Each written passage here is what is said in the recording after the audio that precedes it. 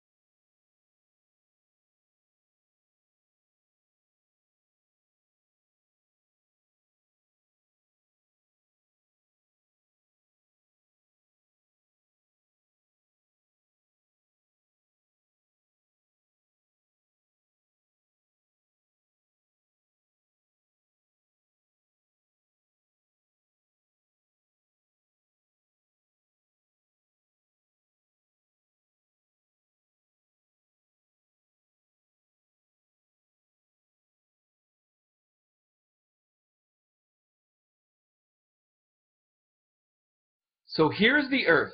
In countries like Canada and the United States, seasons come and go. In the summer months it can be quite warm, and in the winter very cold. While the temperature of the surface of the Earth changes with the seasons, the temperature of the ground below the surface does not. Even at just 2 meters or 6 feet under the ground, it is about 15 degrees Celsius or 60 degrees Fahrenheit all year round. Geothermal takes advantage of this consistent temperature and uses it to heat and cool homes. So how does it work?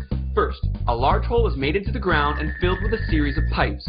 A special heat-absorbing fluid constantly runs through the pipes. In the winter, heat from the ground is absorbed into the pipes and pushed upwards, where it can be circulated throughout the house. In the summer, the process is reversed. Heat from the house is absorbed into the pipes and pushed downwards, where it can be stored within the cooler earth. So what are the benefits of geothermal heating? Well, for one, you can save a lot of money. Geothermal uses way less energy to operate, and this means a heating bill that is up to 80% lower than that of a traditional heating system. Secondly, geothermal doesn't run on fossil fuels like oil or gas, and therefore produces significantly less greenhouse gases. So look into geothermal today for a cleaner and sustainable source of energy.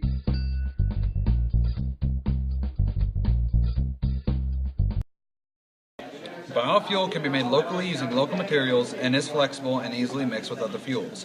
Cheaper than fossil fuels, it will be less expensive as fossil fuels continue to run out. Ethanol and biodiesel are far better for car engines, and biofuel is renewable. Sadly, biofuel needs more land, is needed for cars, and will need modifications to use the fuel. Biofuel is not widely available and still require fossil fuels.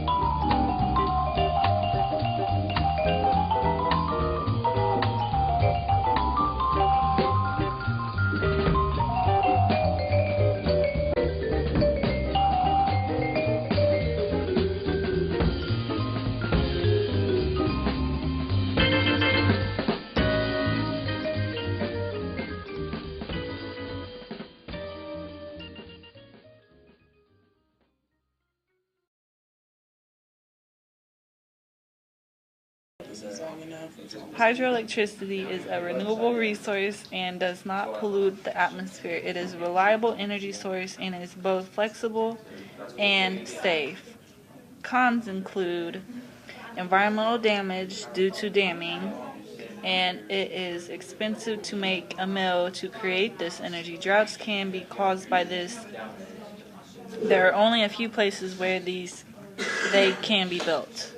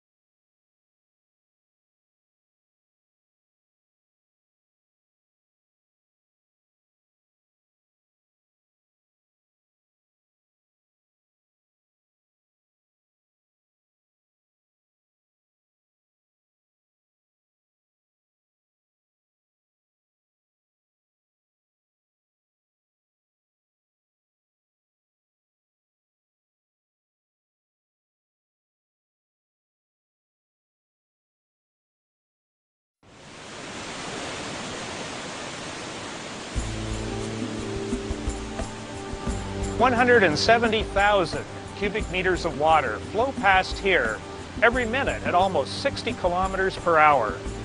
That's enough water to fill about 100,000 Olympic swimming pools every day. Standing here, you can actually feel the power of the water. Harnessing that power is what hydroelectric stations have been designed to do for over 100 years in Ontario. In essence, they are factories that convert the energy of falling water into the flow of electrons, or what is commonly called electricity, the electricity that powers the province. Most hydroelectric stations use either water diverted around the natural drop of a river, such as a waterfall or rapids, or a dam is built across a river to raise the water level and provide the drop needed to create a driving force. Water at the higher level is collected in the forebay.